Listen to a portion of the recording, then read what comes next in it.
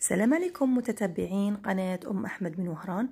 اليوم جبت لكم هذه الوصفة اللي غادي تسحقوها بزاف، وخاصة اللي بغيو حمية غذائية ولا يديروا الريجيم. هذه الوصفة مناسبة بزاف اللي هي الفطيرة تاع النخالة. المقادير تاع الوصفة تاع اليوم: نسحقوا فيها الفرينة تاع النخالة اللي هي الفرينة الكاملة، انا نلقوها كاع في الحوانيت، سقسوا عليها تلقوها. عندنا 3 كيلات تاع الفرينه، انا عبرت الكيله تاعي بالفنجان لاخاطش ما بغيتش ندير كميه كبيره. وانتم على حساب ما تبغوا الكميه تخدموا بها الكيله، على حساب نتوما ما تبغوا الكميه. عندي 3 فناجيل تاع الفرينه تاع النخاله، عبرتهم كما راكم تلاحظوا ممسوحين، ونضيفوا على الفرينه تاع النخاله نديروا نصف تاع الفنجال تاع زيت زيتون، ومن بعد نزيدوا شويه تاع الملح والمغرف صغيره تاع السكر، ومن بعد نزيدوا واحده فرفاره اللي هي الخميره الكيميائيه، ومن بعد نبسوا كاع هاد المكونات، ندخلوا هذيك زيت زيتون في الفرينه تاع النخاله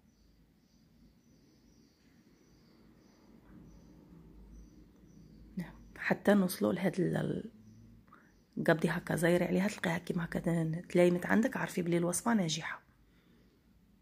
نديروا الماء دروك الكميه تاع الماء، نلموا العجينه تاعنا وما غير لميها ما تعجنيها ما والو. حنا انا باغيين فطيره اللي تجي شغل تقرمش وهي طريه في نفس الوقت، هي مقرمشه في نفس الوقت طريه. نلموها كيما هكا كيما تلاحظوا، خطره على خطره نزيدوا الماء حتى تولي عندنا عجينه ماشي طريه بزاف، كيما هكا غير تلميها تلقيها قدبت روحها. حبسي ديريها في سيلوفاني وخليها ترتاح مده 5 دقائق ولا، ومن بعد نجو نحلوها مع بعض. راهي اذا ارتاحت 5 دقائق نجيبو نحلوها بالرولو.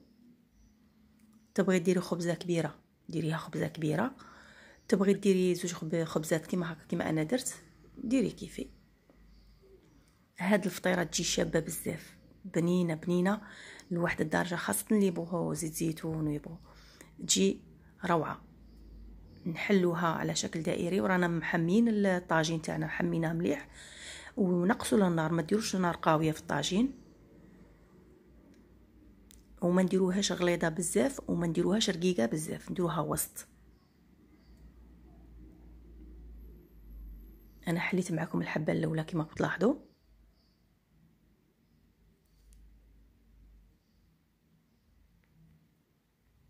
ونزيد نفتح معكم الحبه الثانيه. تاني خففت الفيديو باش ما يجيكمش طويل.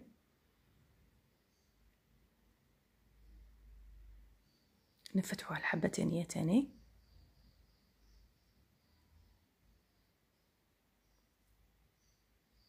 راني اللي يبغوا الخبز تاع النخاله تاني راني درته نزلته في القناه، روحوا تفرجوه، يخرج طري وبنين روعه. حتى الفطيره تاع اليوم بنتها شابه بزاف.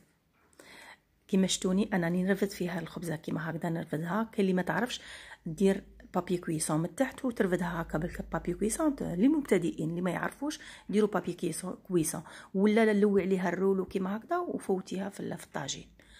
نضغطوا عليها هكا نسقموا الخبزه تاعنا، من بعد نجيبوا الفرشيطه وطق بها مليح مليح.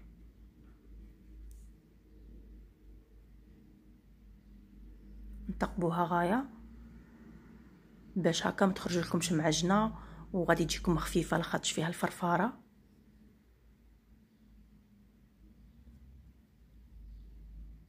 نخلوها طيب على نار متوسطه ونرفدوها. الان راهي طابت حمار راكم تشوفوا، نخلوها طيب من التحت ونضغطوا. هاد العفسه هي اللي تخلي الخبز تاعك ناجح، الضغطي باش هكا تجيك ما تجيكش معجنه في الوسط. نطيبوا الخبزه تاعنا مليح حتى تحمار كما راكم تلاحظوا. خرجت الخبزه تاعنا ما شاء الله، خرجت حمراء، خرجت شابه بزاف، طريه من الداخل ومن برا جايه تقرمش. الخبزه هذه جربوه، الخبز تاع الفطيره هذا تاع النخاله جربوه والله ما غادي تندموا، شباب بزاف.